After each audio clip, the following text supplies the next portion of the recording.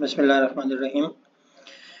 Start करते हैं जी। Last time हम बात कर रहे थे के नियरेस्ट नेबर एल्गोरिदम की और हमने उसकी डिसीजन बाउंड्री को थोड़ा सा डिस्कस किया था कि हम उसमें के जो है नंबर ऑफ़ नेबर्स वो वेरिएबल किस तरह से सिलेक्ट करते हैं और वो आगे उसकी जो चॉइस है वो डिसीजन बाउंड्री को किस तरह से इफेक्ट करती है।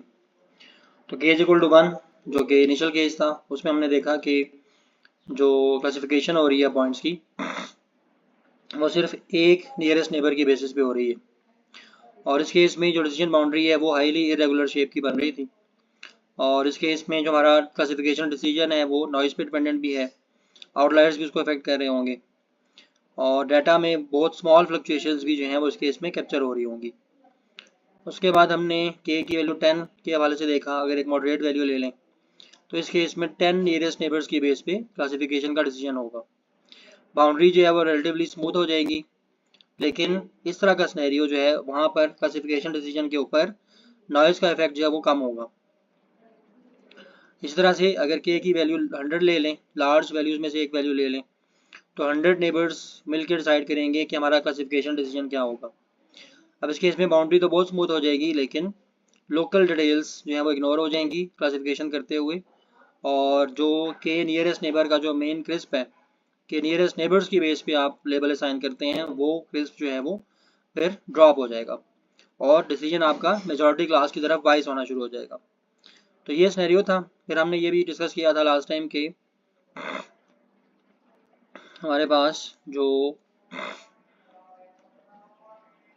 बेसिकली डिफरेंट जो फील्ड्स ऑफ स्टडी हैं, फिर डिफरेंट जो डिसिप्लिन्स हैं, वहाँ पर के नियरेस्ट नेबर एल्गोरिदम को डिफरेंट डिफरेंट नामों के साथ यूज़ किया जा रहा है। इंस्टेंस बेस्ड लर्निंग भी कहते हैं इसको, लेजी लर्निंग और नॉन पैरामीट्रिक लर्निंग की टर्मिनोलॉजी भी इसके लिए यूज़ की जाती है। तो उसके बाद जी फिर हमने एक एग्जांपल को डिस्कस करना शुरू किया था मेरे ख्याल से, और इसी एग्जांपल पे हमने लास्ट टाइम अपनी क्लास को कंप्लीट किया था और यहाँ पर एक टेबल प्रोवाइड किया हुआ है ऑब्जर्वेशंस का, ऑब्जर्वेशन नंबर 1 से लेके 6 तक, और 3 फीचर्स हैं x1 x2 x3 और इन तीनों फीचर्स के लिहाज से हमारे पास 6 रीडिंग्स मौजूद हैं और एक रिस्पॉन्स वेरिएबल है y। Let we wish to use this data set to make predictions for y। Let हमने इस डाटा सेट को यूज़ करके, इन 3 फीचर्स को यूज़ करके, तो y जो वेरिएबल है उसको प्रेडिक्ट करना है बाय यूजिंग के नियरेस्ट नेबर एल्गोरिथम। तो अगर हम k की वैल्यू 1 ले लें तब सोल्यूशन क्या होगा, और अगर k की वैल्यू 3 ले लें तब सोल्यूशन क्या होगा। इन दोनों सिनेरियोज के हवाले से हमने इसको सॉल्व करना है। तो ट्राई करते हैं। आप देखिए कि पहले तो हमने तमाम जो ऑब्जर्वेशंस हैं जो कि हमें इस तरह न्यूमेरिकल वैल्यूज़ की फॉर्म में गिवन है, उन ऑब्जर्वेशंस को इस तरह से एक पॉइंट की फॉर्म में लेट के लिख लिया पहले 0 3 0 2 0 0 एंड सो ऑन। उसके बाद हमने इन सब का जो डिस्टेंस है ओरिजिन से 0 0 0 वाले पॉइंट से वो कैलकुलेट कर लेना है by using this distance formula, जिसको हम यूक्लिडियन डिस्टेंस कहते हैं। यूक्लिडियन डिस्टेंस कैलकुलेट कर लिया। उसके बाद आप देखें कि ऑब्जर्वेशन नंबर 1 का डिस्टेंस ओरिजिन से 3 आ रहा है, ऑब्जर्वेशन 2 का डिस्टेंस 2 आ रहा है, 3.16 2.24 एंड 2.24। सब ऑब्जर्वेशन का डिस्टेंस हमने कैलकुलेट कर लिया फ्रॉम ओरिजिन। उसके बाद अगर आप डिस्टेंस के लिहाज से सॉर्ट करना शुरू करें तो ऑब्जर्वेशन 2 का जो बेसिकली डिस्टेंस है ओरिजिन से वो 2 था, ठीक है जी। ऑब्जर्वेशन 4 एंड 5 का 2.24 था। आपने सॉर्ट कर लिया, यानी कि मिनिमम डिस्टेंस के लिहाज से इनको सॉर्ट कर लिया। मिनिमम डिस्टेंस वाली ऑब्जर्वेशन को पहले प्लेस कर दिया, वो ऑब्जर्वेशन 2 है। फिर ऑब्जर्वेशन 4 और 5 का डिसीजन 2 से ज़्यादा है। फिर ऑब्जर्वेशन 1 का जो है 4 और 5 दोनों से ज़्यादा है, बल्कि ऑब्जर्वेशन 2 से भी ज़्यादा है, और मैक्सिमम जो डिस्टेंस है वो ऑब्जर्वेशन 3 का है। तो अब इस केस में आप देखें कि हमें प्रेडिक्शंस का पता भी है पहले से। रेड लेबल असाइन हुआ है ऑब्जर्वेशन 1 को, रेड लेबल असाइन हुआ है ऑब्जर्वेशन 2 को, रेड लेबल है 3 के लिए और ग्रीन लेबल असाइन हुआ है 4 एंड 5 के लिए। तो ये लेबल डाटा हमारे पास मौजूद है। पहले से हमें लेबल्स पता भी हैं कि इन ऑब्जर्वेशंस के क्या लेबल्स हैं। अगर के की वैल्यू 1 लेनी है यानी कि नियरेस्ट नेबर अगर 1 कंसीडर करना है जो प्रॉब्लम स्टेटमेंट में बताया हुआ है, तो उस लिहाज से जो नियरेस्ट नेबर बनता है ऑब्जर्वेशन 1 का बेसिकली जो बेसिकली ओरिजिन से जो क्लोजेस्ट है वो ऑब्जर्वेशन 2 है, जहाँ पर की डिस्टेंस मिनिमम है, तो वो उसका लेबल रेड है। तो हमारी प्रेडिक्शन इस केस में क्या हो जाएगी, रेड हो जाएगी, क्योंकि x1 x2 x3 जिस पॉइंट को हम लेबल असाइन करना चाह रहे हैं x0 x1 0 x2 0 x3 0, तो 0 0 0 जो पॉइंट है ओरिजिन वो हमारी प्रोडिक्शन के मुताबिक ऑब्जर्वेशन 2 के क्लोज होने की वजह से उसकी प्रोडिक्शन रेड बन जाएगी। ठीक है जी। उसके बाद यही सिनेरियो k इक्वल टू 3 के लिए अगर रिपीट करना है तो जो नियरेस्ट नेबर्स बन रहे हैं ओरिजिन के वो ऑब्जर्वेशन 2, ऑब्जर्वेशन 4 एंड ऑब्जर्वेशन 5 बन रहे हैं। ऑब्जर्वेशन 2 का लेबल रेड है, ऑब्जर्वेशन 4 का लेबल ग्रीन है, ऑब्जर्वेशन 5 का लेबल ग्रीन है। तो इसमें मेजॉरिटी क्लास जो है वो ग्रीन बन रही है 2 वर्सेस 1 अप्रोच के मुताबिक। तो हम अपना जो पॉइंट है ओरिजिन जिसके लिए हम प्रोडिक्शन वर्कआउट कर रहे थे, प्रोडिक्शन फाइंड आउट करना चाह रहे थे, जिसका लेबल फाइंड आउट करना चाह रहे थे, तो के नियरेस्ट नेबर एल्गोरिथम के मुताबिक के की वैल्यू 3 लेते हुए उसके लिए प्रोडिक्शन ग्रीन बनेगी। दिस इज द अप्रोच जिसको हमने एक बहुत ही स्मॉल डाटा सेट के ऊपर अप्लाई करके तो अपनी प्रोडिक्शन जो है वो बना ली, वर्कआउट कर ली। और सिंपल सा प्रॉब्लम है, लेकिन इसको समझने की कोशिश कीजिएगा। इसमें मैं ऐसा करता हूँ कि आपको 3 स्लाइड्स के ऊपर मुश्तमिल प्रॉब्लम है, हर एक स्लाइड को मैं 1 मिनट के लिए आपके सामने विजिबल करता हूँ। आप प्रॉब्लम स्टेटमेंट को पढ़ें, डाटा सेट को देखें, और हमारा टारगेट क्या था, हमने k की वैल्यू 1 और k की वैल्यू 3 लेके बताना था कि हमारा जो पॉइंट है 0, 0, 0 ओरिजिन वो किस क्लास से बिलोंग करेगा, रेड क्लास से बिलोंग करेगा या ग्रीन क्लास से बिलोंग करेगा। तो वो हमने पूरा जो k नियरेस्ट नेबर एल्गोरिथम का प्रोसेस है उसको यूज करते हुए हमने प्रेडिक्शंस बनाई हैं k इक्वल टू 1 के लिए और k इक्वल टू 3 के लिए। तो आप टोटल 3 मिनट स्पेंड करेंगे, तीनों स्लाइड्स को 1 1 मिनट देखेंगे, और फिर मुझे आपके क्वेश्चंस का इंतजार रहेगा, आपकी डिस्कशन का इंतजार होगा कि आपने इस प्रॉब्लम से क्या अचीव किया, क्या सीखा, और क्या चीज़ें अभी भी आपको कंफ्यूज कर रही हैं। चलें जी, स्टार्ट करें।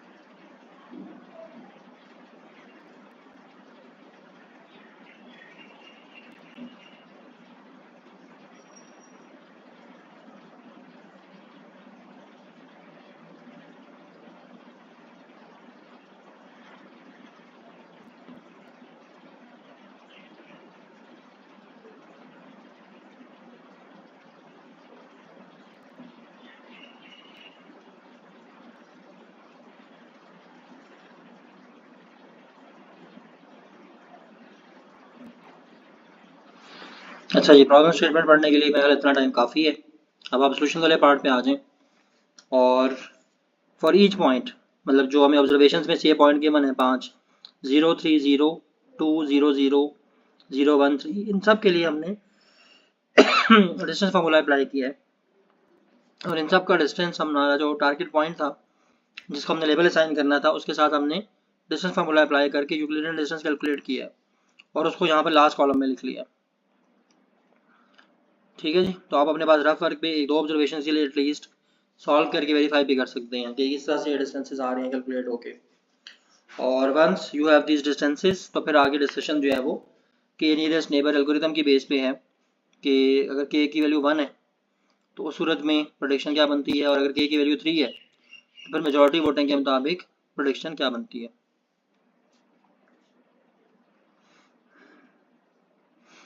जी जनाब, आपका कोई क्वेश्चन, कोई चीज़ डिस्कस करना चाह रहे हो, आप कोई इनपुट देना चाह रहे हो इस सारी डिस्कशन में?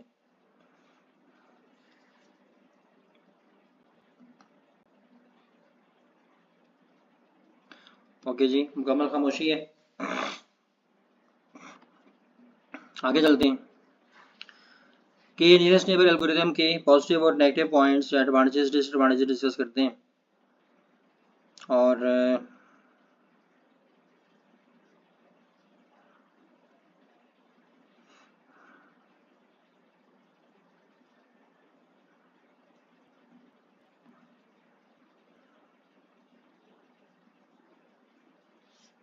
Good classification if the number of samples is large enough. इसका एडवांटेज ये है कि क्लासिफिकेशन एक्यूरेसी हाई होगी अगर आपके पास लार्ज नंबर ऑफ सैंपल्स मौजूद हैं। और इनसेंसिटिव टू आउटलायर्स, यानी कि आउटलायर्स का इफेक्ट इसके ऊपर ज़्यादा नहीं आएगा, क्योंकि नंबर ऑफ नेबर्स अगर आप ज़्यादा कंसिडर कर रहे हैं तो फिर एक अगर आउटलायर भी मौजूद है बीच में तो उसका इफेक्ट इतना ज़्यादा नहीं होगा। और नो अजम्पशंस अबाउट डाटा, यानी कि हमने इस केस में डाटा के बारे में कोई अजम्पशन नहीं की भी कि डाटा किस टाइप का है, लिनियरली सेपरेबल है या नहीं है। और ऐसा डाटा सेट जहाँ पर कि एक सिंगल स्ट्रेट लाइन की मदद से डाटा को आप इसमें सेपरेट किया जा सके, दो क्लासेस के डाटा को, तो उसको बोलते हैं लीनियरली सेपरेबल डाटा। और ये एक बहुत ही सिंपल अप्रोच है। ये इसके एडवांटेजेस हो गए। अगर अप्रोच सिंपल है तो प्रोग्राम लिख के इसको इम्प्लीमेंट करना जो है सिंपल होगा। उस प्रोग्राम को रन करने के लिए रिसोर्सेज भी जो है वो रीजनेबल चाहिए होंगे, बहुत ही रिसोर्स इंटेंसिव इम्प्लीमेंटेशन नहीं बनेगी। और अगर डाउन पॉइंट्स देखें, चूजिंग के में भी ट्रिकी, के की सिलेक्शन जो है डिफरेंट एप्लीकेशंस में वो थोड़ी सी चैलेंजिंग हो सकती है, कंप्यूटेशनली एक्सपेंसिव। और अगर के की वैल्यू आपने उस तरह से नहीं ली जो कि इफेक्टिव हो तो कंप्यूटेशंस बढ़ सकती हैं। और इसको इम्प्लीमेंट करने के लिए काफ़ी ज़्यादा मेमोरी भी रिक्वायर्ड होगी और need large number of samples for accuracy. और एक्यूरेसी के लिए जिस तरह हमने उधर बात भी की है प्रोज में भी, एडवांटेजेस में भी, कि अगर नंबर ऑफ सैम्पल्स लार्ज होंगे तभी हम हाई एक्यूरेसी अचीव कर सकते हैं क्लासिफिकेशन टास्क में।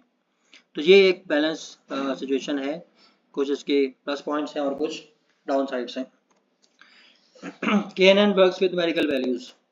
यहाँ पर हम ये पॉइंट समझना चाह रहे हैं कि अगर हमने एक डाटा सेट के अंदर दो पर्सनस के लिए कुछ फीचर्स के हवाले से डाटा दिया हुआ है, नंबर्स दिए हुए हैं, तो अगर हमने डिस्टेंस कैलकुलेट करना है पर्सन 3 और पर्सन 4 के दरमियान, तो हमें यूक्लिडियन डिस्टेंस अप्लाई करना होगा। और उस सूरत में हम कैसे अप्लाई करेंगे, फीचर टू फीचर जो है वो डिफरेंस देखेंगे। For example percentage of time spend playing video games, ये एक फीचर है। यूज़र 3 के लिए इसकी वैल्यू 0 है, यूज़र 4 के लिए इसकी वैल्यू 67 है। अगर 3 और 4 का डिस्टेंस कैलकुलेट कर रहे हैं तो 0 माइनस 67 का स्क्वायर, 20,000 माइनस 30,000 32,000 का स्क्वायर, और प्लस 1.1 माइनस 0.1 का स्क्वायर। अब इस केस में आप देखें कि एक प्रॉब्लम है, डिस्टेंस तो कैलकुलेट हो जाएगा लेकिन उस डिस्टेंस की न्यूमेरिकल वैल्यू के ऊपर सबसे ज़्यादा इफेक्ट किस चीज़ का होगा, एक फीचर का होगा। और वो कौन सा फीचर है, number of frequent flyer miles earn per year. ये एक फीचर जो है ये बहुत ज़्यादा डोमिनेट कर रहा होगा ओवरऑल डी की वैल्यू पे due to its larger magnitudes which is not good. ठीक है, किसी एक फीचर का डोमिनेट कर जाना हमारा जो फाइनल क्लासिफिकेशन डिस्टेंस है, सॉरी क्लासिफिकेशन का जो डिसीजन है उसको अफेक्ट कर सकता है इन नेगेटिव वे। तो अब हमारे सामने एक चैलेंज है कि जो फीचर्स ऐसे हों डाटा सेट में जिनकी न्यूमेरिकल वैल्यूज़, जिनकी मैग्नीट्यूड्स ज़्यादा हों, उनको कैसे डील करना है। तो इसका सोल्यूशन मैथमेटिशियंस ने और मशीन लर्निंग एक्सपर्ट्स ने ये प्रपोज किया कि आप न्यूमेरिकल वैल्यूज़ को नॉर्मलाइज करें। जब हम ऐसी न्यूमेरिकल वैल्यूज़ को डील कर रहे हों डाटा सेट में जो डिफरेंट रेंजेस में एग्जिस्ट कर रही हैं, तो उनको नॉर्मलाइज करना होता है। नॉर्मलाइज करने का मतलब क्या है कि हम उन तमाम वैल्यूज़ को, उनकी जितनी भी मैग्नीट्यूड है, उनको 0 से 1 की रेंज में ले आएँ या 1 से -1 की रेंज में ले आएँ। ठीक है जी, -1 से +1। और स्केलिंग परफॉर्म करने के लिए हम क्या करते हैं, जो ओरिजिनल वैल्यू होती है फीचर की डाटा सेट के अंदर जो लिखी हुई है उसमें से मिनिमम को सेपरेट करते हैं और divided by maximum minus minimum. इससे ये होगा कि डिफरेंट फीचर्स के ऊपर जब आप ये अप्रोच अप्लाई करेंगे तो फीचर्स की अपनी न्यूमेरिकल वैल्यूज कुछ भी थी वो सारी रिस्ट्रिक्ट हो जाएंगी 0 से 1 के दरमियान। कोई 0.1 बन जाएगी, कोई 0.01, कोई 0.12 एंड सो ऑन, और कोई 1 बन जाएगी, मैक्सिमम वैल्यू 1 होगी। तो ये नॉर्मलाइजेशन अप्रोच बड़ी इंपॉर्टेंट है, क्योंकि मशीन लर्निंग मॉडल्स को जब हम इनपुट देते हैं तो इस तरह से अब्रप्टली तमाम फीचर्स की बड़ी छोटी वैल्यूज़ नहीं दे देते, बल्कि तमाम फीचर्स की न्यूमेरिकल वैल्यूज़ को पहले नॉर्मलाइज कर लेते हैं। और नॉर्मलाइजेशन से ही प्रॉपर ट्रेनिंग होती है और प्रॉपर जो मशीन लर्निंग एप्लीकेशंस हैं, क्लासिफिकेशन है, रिग्रेशन है, वो फिर उनके रिजल्ट अचीव किए जा सकते हैं।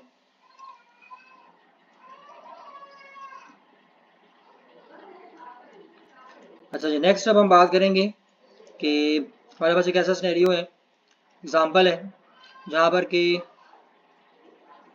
वही फिशेस वाला प्रॉब्लम है कि हमारे पास लेंथ और लाइटनेस ऑफ द कलर यानी कि टेक्सचर की बेस पे न्यूमेरिकल वैल्यूज आ गई हैं, फीचर्स के लिए वैल्यूज हैं, और उस बेस पे स्पीशीज जो है वो सैल्मन और बैस ये जो है वो डिसाइड हुई हुई है, यानी कि हमारे पास लेबल डाटा मौजूद है पहले से।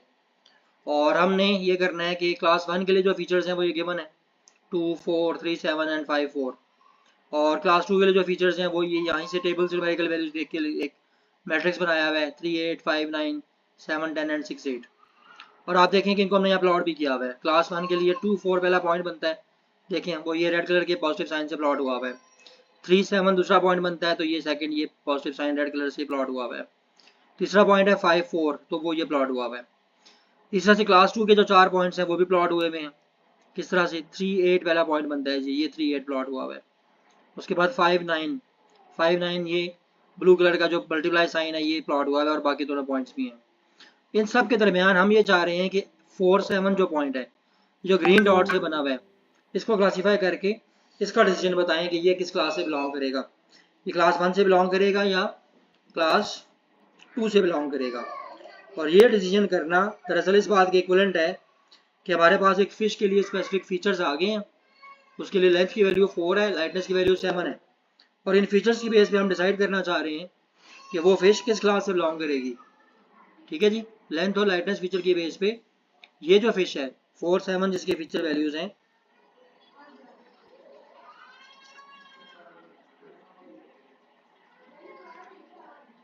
तो क्या होगा, हम डिसाइड करेंगे कि ये फिश सैल्मन क्लास से बिलोंग कर रही है या सी बैस क्लास से बिलोंग कर रही है। तो आप देखें कि हमारे पास जो ट्रेनिंग डाटा है उसमें जरी बात है कि दोनों तरह के क्लास 1 और क्लास 2 दोनों के सैंपल्स आ जाएंगे। और लेबल्स का क्या मतलब है कि फर्स्ट जो डाटा है, फर्स्ट जो 2 फीचर्स का डाटा 2, 4, वो बेसिकली क्लास 1 से बिलोंग कर रहा है यानी कि सैल्मन से। क्लास फिर जो है ना हर एक की लिखी हुई है सामने, फर्स्ट 3 सैंपल्स क्लास 1 के थे और लास्ट 4 सैंपल्स क्लास 2 के थे, सी बैच के थे, और टेस्टिंग हमने परफॉर्म करनी है 4, 7 के अगेंस्ट।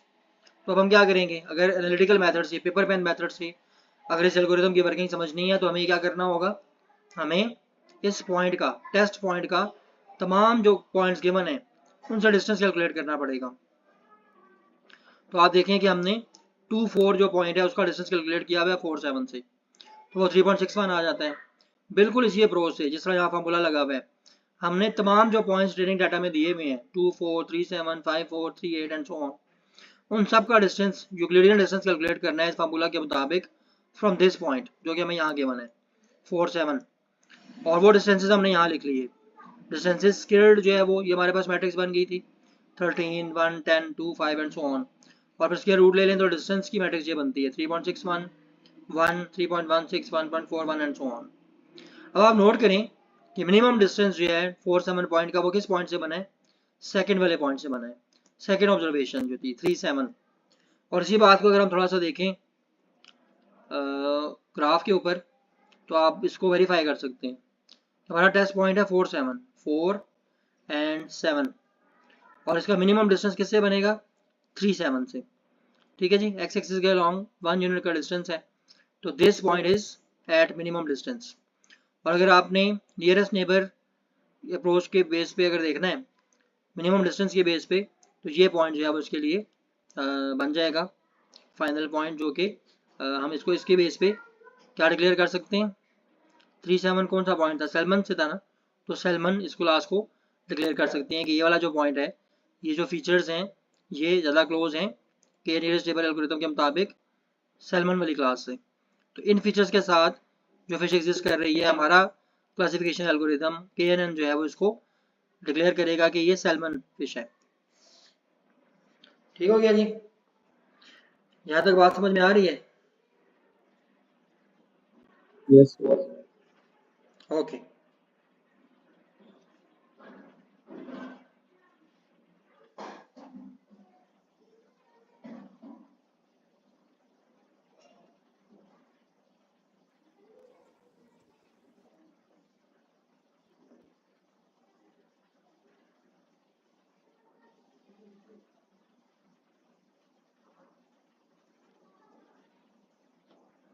अच्छा जी, नेक्स्ट हमारे पास जो टॉपिक है वो डिसीजन ट्री टॉपिक है जी। ये एक नेक्स्ट जो है वो एक सुपरवाइज्ड लर्निंग एल्गोरिदम है, और इसमें ये बिल्कुल उससे मिलता जुलता है जैसे हम बचपन में एक गेम खेलते थे जिसमें कि हमें कोई भी बताता था, हमारे बड़े बहन भाइयों में से या जो भी हमारे साथ गेम खेल रहा होता था कि जी आपने एक पर्सनैलिटी सपोज कर लेनी है, ठीक है।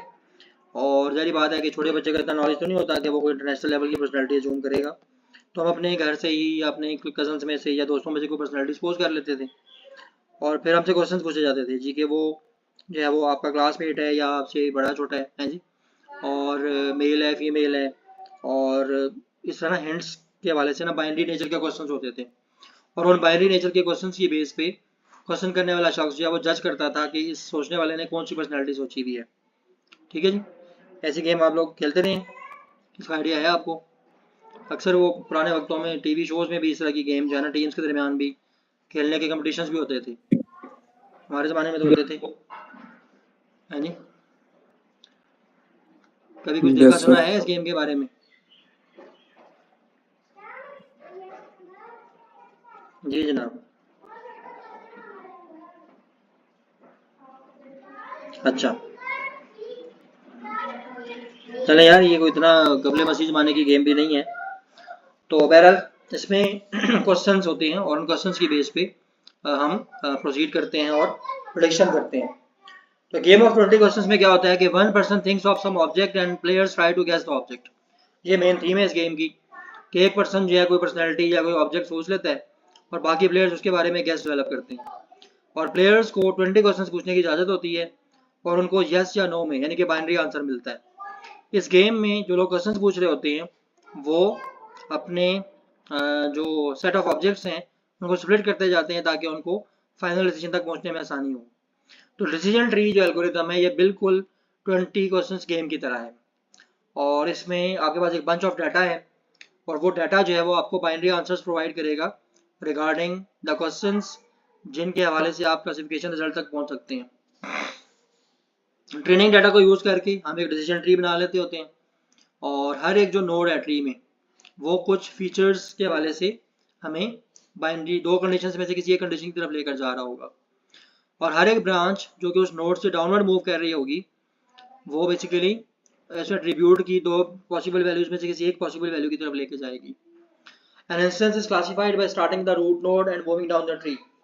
और एक जो क्लासिफिकेशन का जो टास्क है उसको अगर आपने स्टार्ट करना है और एक किसी स्पेसिफिक डाटा पॉइंट को अगर क्लासीफाई करना है कि ये किस क्लास से बिलोंग कर रहा है, तो आप क्या करेंगे, आप रूट नोड जो बेसिकली जहाँ से एल्गोरिथम ने रन होना स्टार्ट होना है वहाँ से स्टार्ट करेंगे, और ये डिसीजन ट्री की जितने भी ब्रांचेस हैं सबको ट्रैवल करते करते जो है वो डाउनवर्ड मूव कर रहे होंगे, और हर एक नोड के ऊपर जो कंडीशन अप्लाई हुई हुई है रिगार्डिंग सम फीचर उसको टेस्ट करते हुए आगे बढ़ेंगे।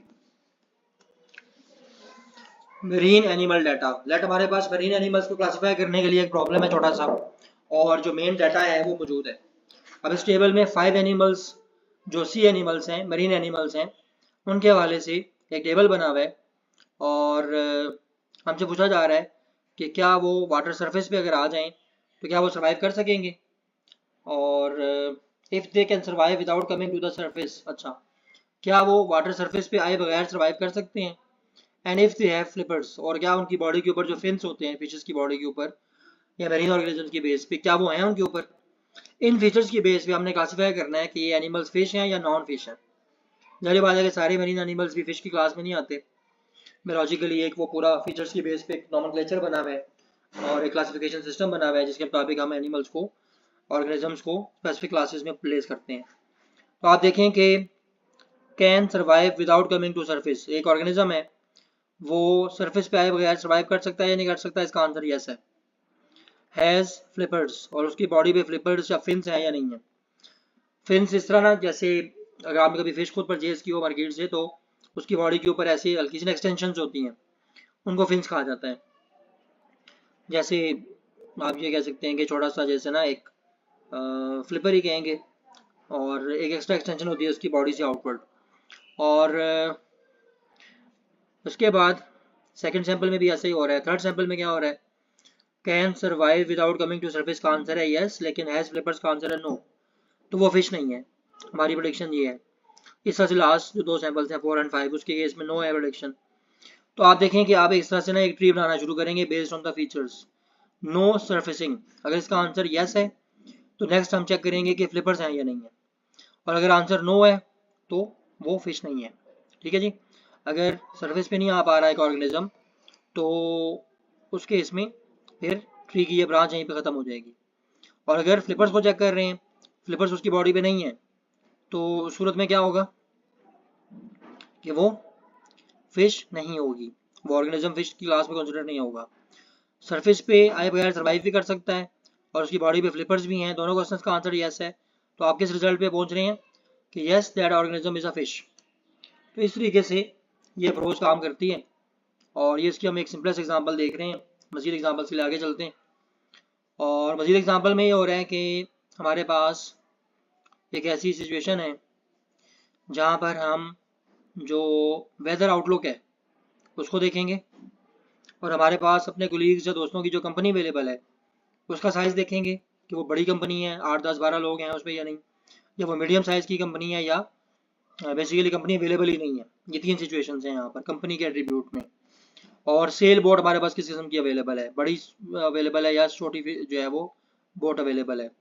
इन तमाम फीचर्स के बाइनरी आंसर्स की बेस पे हमने ये डिसाइड करना है कि हम मतलब हमारे पास लेबल डाटा पहले से मौजूद है, 10 लेबल्स मौजूद हैं हमारे पास, लेबल्ड सैंपल्स मौजूद हैं कि आउटलुक अगर सनी है, कंपनी बड़ी अवेलेबल है, और सेल बोर्ड अगर स्मॉल अवेलेबल है तो हम सेलिंग पे जा सकते हैं। और इसी तरह से अगर आउटलुक सनी है, कंपनी मीडियम अवेलेबल है, सेल बोर्ड स्मॉल अवेलेबल है, तो हम सेलिंग कर सकते हैं। इस तरह से अगर रेनी डे है, कंपनी अवेलेबल नहीं है, बोर्ड स्मॉल अवेलेबल है, तो हम सेलिंग पे नहीं जाएंगे। ये सारे पॉसिबल सिनेरियोज हैं। तो इन सिनेरियोज में क्योंकि हमारे पास फाइनल आउटकम मौजूद है कि हम सेलिंग कर सकते हैं या नहीं कर सकते, तो हम इसको क्या कहेंगे कि ये लेबल्ड डाटा सेट है। ठीक है जी, लेबल्ड डाटा सेट। और लेबल्ड डाटा सेट के बाद जो है वो जब हम आगे बढ़ेंगे तो हमें ये 2 पॉइंट्स गिवन है, ये 2 सैंपल्स गिवन है डाटा के, कि डे जो है वो सनी है और कंपनी कोई नहीं अवेलेबल, और सेल बोर्ड बिग अवेलेबल है, तो सेलिंग पे जा सकते हैं कि नहीं जा सकते, हमने यहाँ पर प्रोडक्शन डेवलप करनी है। रेनी डे है, बड़ी कंपनी अवेलेबल है, स्मॉल सेल बोर्ड अवेलेबल है, तो इस दिन की प्रोडक्शन क्या होगी, इस सिचुएशन में प्रोडक्शन क्या होगी, क्या हम उस दिन सेलिंग कर रहे होंगे या नहीं कर रहे होंगे। ठीक है जी। तो ये हमारा सिनेरियो है, और इस पे बात करते हैं, प्रोडक्शन डेवलप करने की कोशिश करते हैं। और आप देखिए कि हमने आउटलुक वाले फीचर से स्टार्ट किया। सनी डे है तो रेनी, यानी कि आउटलुक 2 तरह की हो सकती है वेदर की, सनी और रेनी।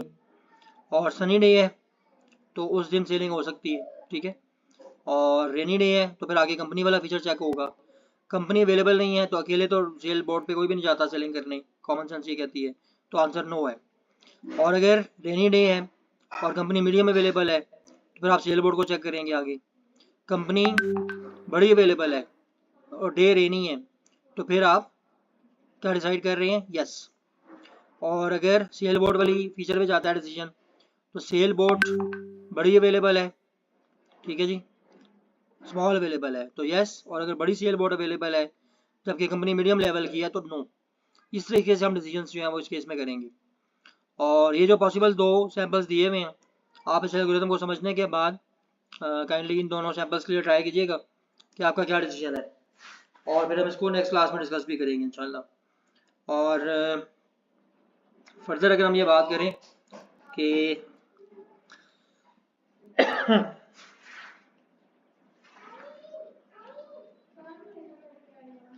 अच्छा जी, ये कौन साहब हैं जी जो दोबारा ज्वाइन कर रहे हैं, ओके।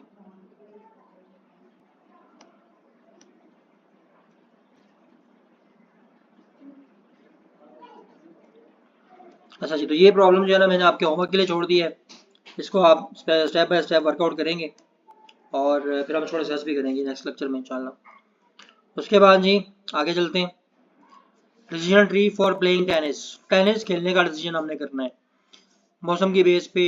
आप फीचर्स इसमें 4 हैं, आउटलुक यानी कि weather outlook, humidity, wind, temperature. और डिसीजन किस बेस पे करना है कि टेनिस खेलना है या नहीं खेलना। तो इसको भी आप चेक करेंगे, इसमें भी फीचर्स गिवन है और इन लेबल्स की बेस पे आपने डिसाइड करना है कि एक स्पेसिफिक डे पे आप टेनिस खेल रहे होंगे या नहीं खेल रहे होंगे। तो इस एग्जांपल को भी देखिएगा और फिर हम इन्हीं दोनों एग्जांपल से ही अपनी डिस्कशन इंशाल्लाह नेक्स्ट क्लास के लिए स्टार्ट करेंगे। ठीक है जी, अभी तक की जो हमारी डिस्कशन है उसमें अगर आपका कोई क्वेश्चन है, कोई कन्फ्यूजन है तो काइंडली बताएं। डिसीजन ट्री एग्जांपल से हमने इंशाल्लाह नेक्स्ट टाइम स्टार्ट करना है।